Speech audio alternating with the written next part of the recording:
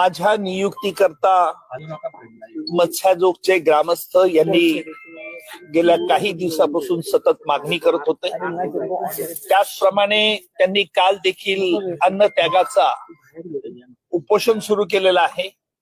हे ऐकून मी खूप व्यथित झालो होतो आणि म्हणून मी काल माननीय मुख्यमंत्र्यांना या संदर्भात कळवलं की सदरचा खटला चालवण्यासाठी मी तयार आहे आणि त्याप्रमाणे त्यांनी तसे आदेश पारित केल्याचे आज मला कळलेले आहे।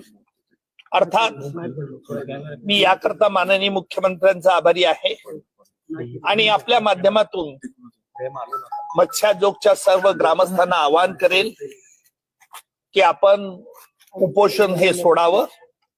याला कारण असं आहे की या देशात कायदा आणि न्याय हे सर्वोच्च आहेत आणि त्यामुळे आपण असं कुठलंही कृत्य करू नये जेणेकरून आपल्या तब्येतीला याला हे त्रास होईल।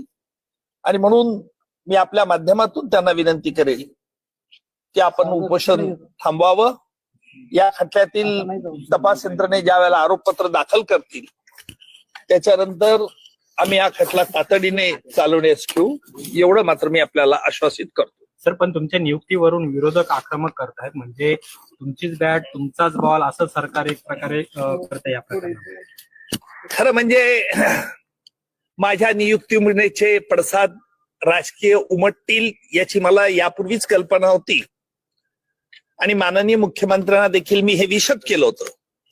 माननीय मुख्यमंत्र्यांनी त्यावेळेला मला स्पष्ट सांगितलं होतं की राजकारणात यापूर्वी देखील विरोधी पक्षाचे अनेक वकील राजकारणात होते आहेत।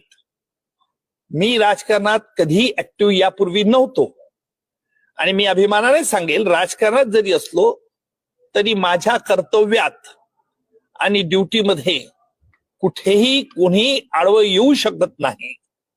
त्यामुळे त्याच जोमाने जे मी चालवत होतो, अर्थात विरोधकांची जी काही त्यांचं म्हणणं असेल, गाऱ्हाणं असेल, त्याला मी काही महत्व देत नाही, कारण विरोधासाठी विरोध करणं हा त्यांचा स्थायी स्वभाव सध्या आहे।